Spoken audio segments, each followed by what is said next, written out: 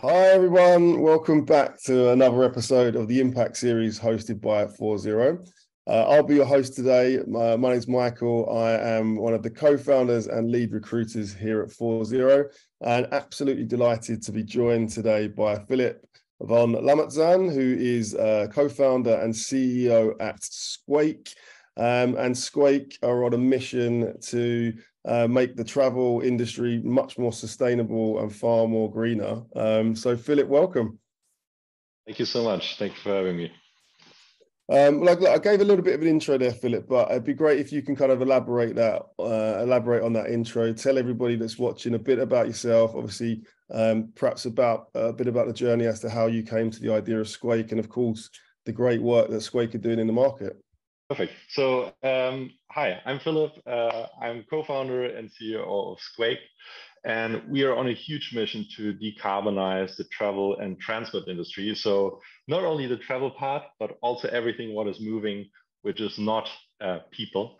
And how we are doing this, maybe it's interesting to understand a little bit where me and my co-founder are coming from background-wise. So myself, I've been working for a decade in the tech industry in various positions, rather on the commercial side, and decided to venture out for building my own company. And through that, met my partner Dan in 2020, and he at the time was working for Lufthansa Group for 5 years, okay, and was the creator basically of the first API calculating carbon emissions for flights, and much more important, offering reduction means in form of sustainable aviation fuel, okay, to travelers. And that was a huge success, to be very frank. And that basically brought us to think about, okay, how can we take this concept and create even more impact out there? So the question was basically how to take the concept from a purely airline-focused API for compensations, but also for the calculation side, towards a whole industry solution. Okay. And that was the origin of SQUAKE. SQUAKE, by the way, sustainable quake. We want to shake up the industry. And that happened basically in 2020. Okay, cool.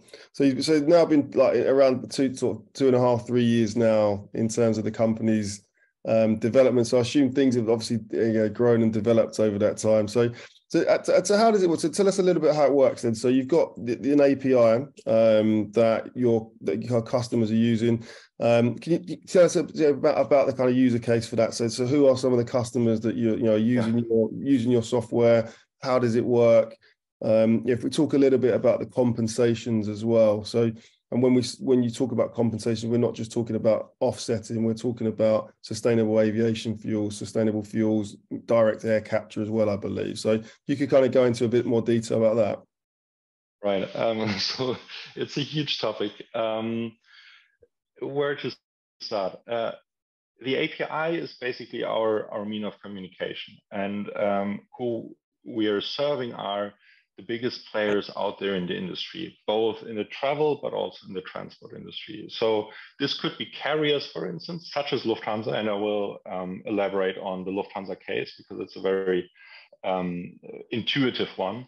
But this can also be accommodation platforms such as Home2Go. This can be hotel offerings, up to road transport. So our API is able to adapt to the respective use case, calculate the respective emissions, and from there, then we can talk about the compensation and reduction offering, but maybe that a little later.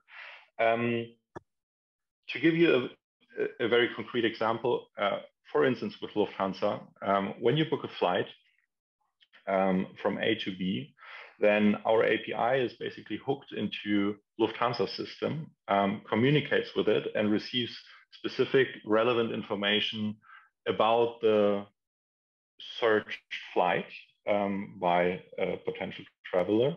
Okay. And the API within split seconds returns the value of how much carbon emissions in kilograms or in grams are being emitted through the to-be booked flight.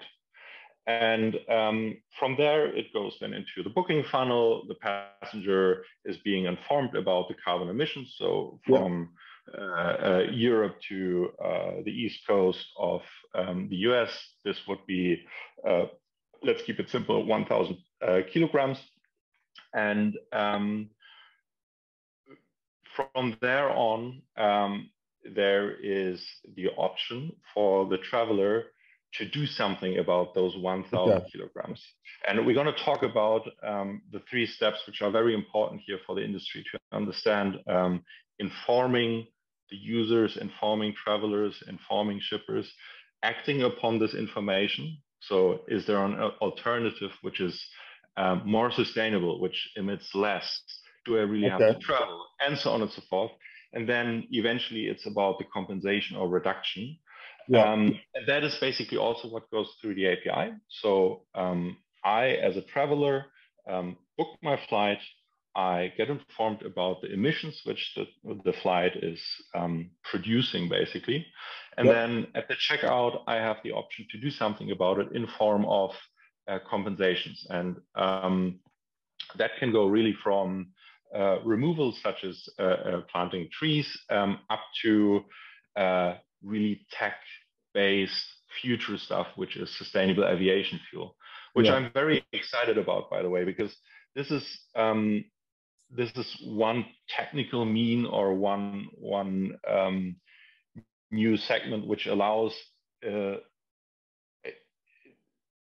super complex and infrastructure-heavy industry, transport, aircrafts, and so on, to reduce the carbon emissions while still using the existing infrastructure. I studied aviation myself, at least for some bits, so I know how hard it is to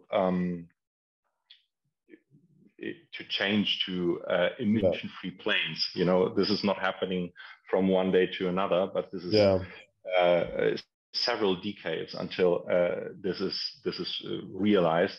And until then, it is super important to understand what we can do to bridge our impacts on the environment, on the world, and compensations are one impactful leverage on that.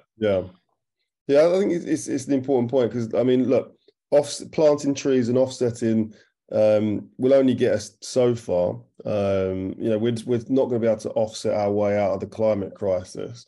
But what we can do is, I mean, and people need to travel. People aren't going to stop traveling. We need to move goods around, you know, locally, nationally, internationally. So if the fuels and the way in which they are being moved become more sustainable, more efficient, you know, less harmful to the environment, sustainable aviation fuels, biofuels, that obviously you know, like you said, using existing infrastructure is going to make a huge difference as well. Agreed. I mean, there is something which you always have to take into account. So obviously the first part is knowing about the implications of traveling. Let's stay at the travel example because it's tangible. So you need to be informed. This is the first part of our job, right? Through the API, you get a very concrete number, what kind of implications in terms of carbon emission your travel activities have. Acting upon this information means challenging, do I really have to go? Can I go more sustainable? There are companies out there who are using our information to switch from a flight offering to a train offering where possible. You know, so there are small steps where you can change information into action.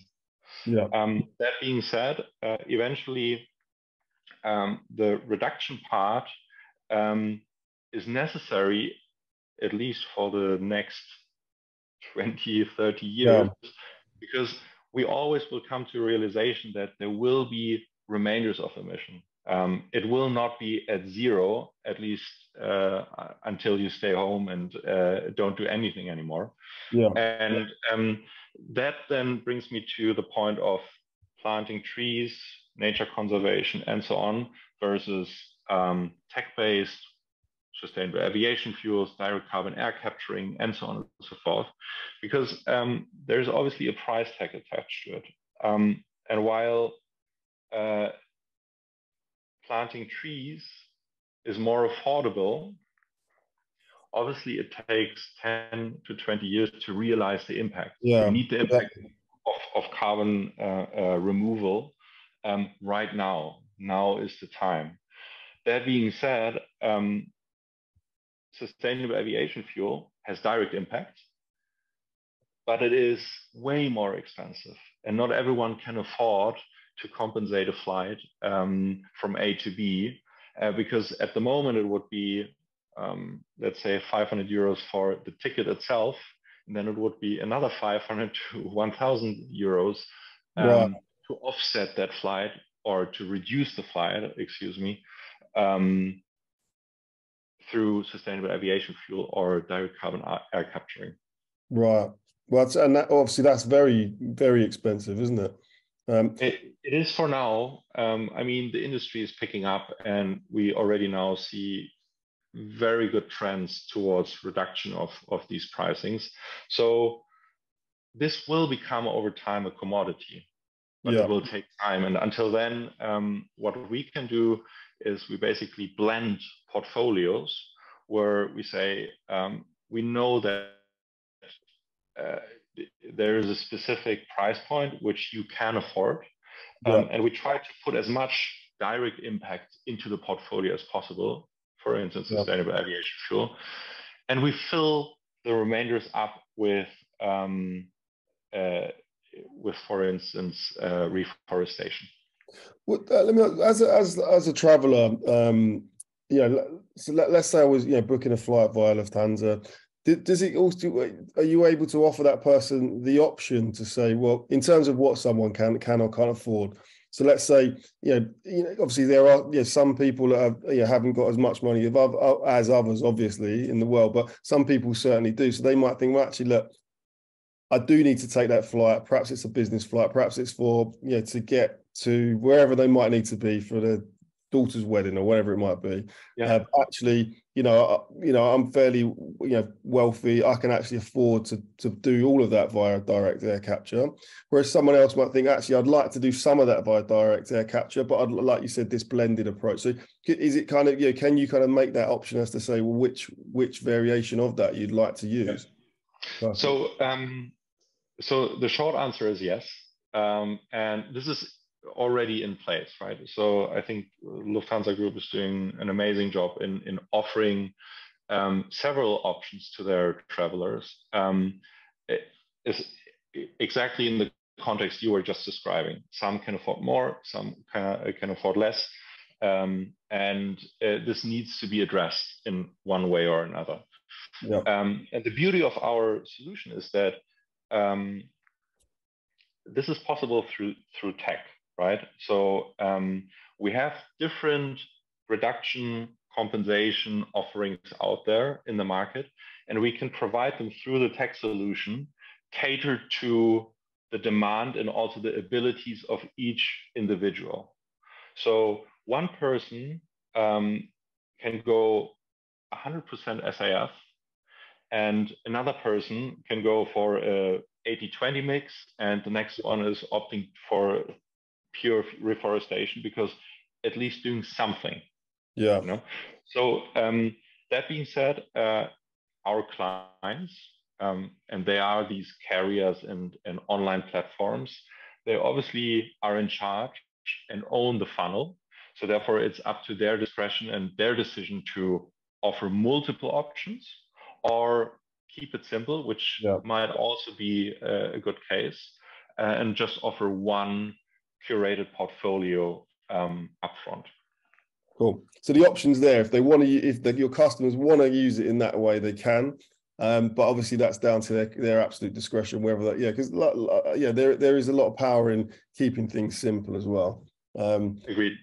So yeah, okay. Well, it's great that like you said, your underlying technology is flexible, variable. So however someone that particular business want to use it, they can. I think that's a very, very good way of doing it. So you've been in business now, trading for almost 3 years, like we said, and so winning new customers, winning new business. I mean, how many transactions or how many calculations are kind of going on through the business at the moment?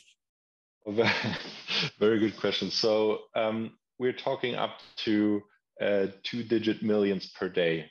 Wow. This is obviously peak. This is not only through one customer, we have several clients reaching such peak performance numbers in occasions. But that is basically our reach when it comes to informing the end consumer, the travelers, the shippers, the transporters, right? And that then it translates into action.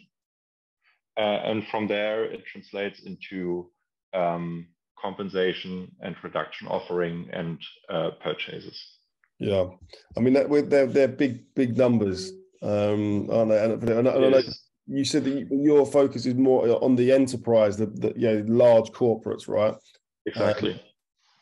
Which, I mean, obviously there's a place for everyone. I know I've spoken to on the podcast actually, Uli Peach at Ecolytic. It's similar model. Their kind of model is targeting large customers, large banks, because obviously they've got large amounts of customers, large amounts of users, which can therefore really help to maximize the impact that SQUAKE are making. Yeah. So I think the approach is fairly intuitive. There are massive players out there in our industry, so travel, transport, and they have done an amazing job in building business, building relationships, reputation, recognition out there in the end consumer market. Yeah. And what happened at the same time, while these big corporations are expanding and growing over time, there is this topic of climate challenge. And it has been there for quite a while, but public awareness is going through the roof, and the end consumer is expecting our clients, so the enterprises and large corporations, to do something about it. And doing something about it starts with informing, offering alternatives, and then obviously they internally also need to change their operations, their infrastructure and the systems, right? But in the meantime, we are also there to provide not only guidance, but through the API, a market portfolio of options. And we're not, so we've been talking about compensations a lot in the past 10 minutes, but calculation methodologies are out there like crazy. It's 10, 20, 50 frameworks for specific segments.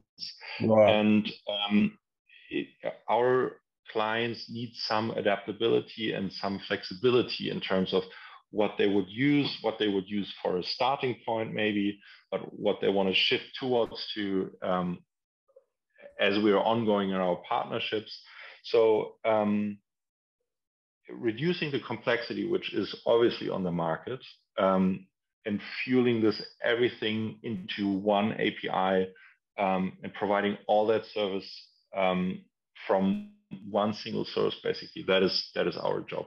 So this is why we're going for these large corporates and enterprises, because they have a massive pain on this topic, and we can reduce that significantly. Yeah. Well, I think it's a very good, makes a lot of sense, a clever approach, to be partnering with such big organizations, and really as a business, as I said, it's just going to really help to maximize the impact that SQUAKE is having via these partnerships with such large corporations, and then the number of people you can impact, and in terms of their, like you said, informing, allowing them to make a decision.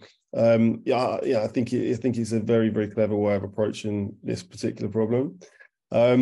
So look, exciting times already, busy times. I know we were discussing it before. You've been incredibly busy. But look, what does the future look like for SQUAKE? And I understand you've got some pretty exciting news to share. So what does the future look like, now and into the next few years in the future? Yeah, I mean, very exciting news. We've been pretty much under the radar for the first 1.5 years. So definitely watch the news when it comes to new partnership announcements on the client side. But what we can also announce is a successful closing of our seed financing round, which obviously makes us very happy. We found amazing partners on the investor side, where we believe we can even accelerate more than we already did throughout the past 2.5 years. And so therefore it is about ramping up some additional capabilities and capacities on the team, and that's what the future brings. Yeah. Well, look, firstly, congratulations on closing out the seed funding round. So I know that that's always a huge milestone for any company. So congratulations. Thank you.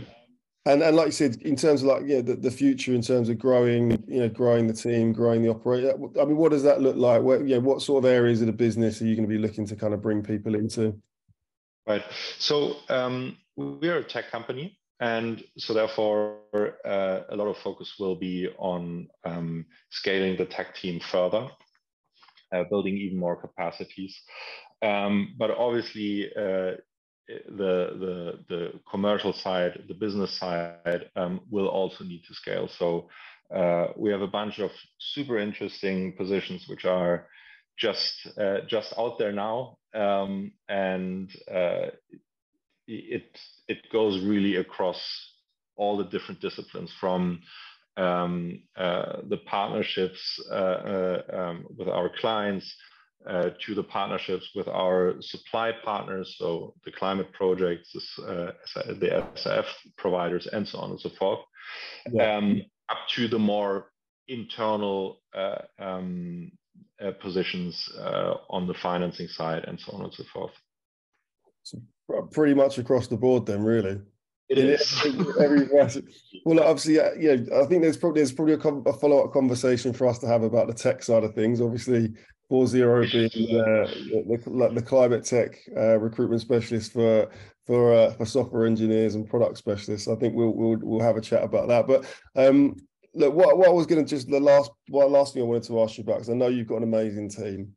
So I've been fortunate enough to meet yourself and Vittore and a few others as well. So, but talk to us about that. I mean, people that are coming into the team, what is it that you're looking for?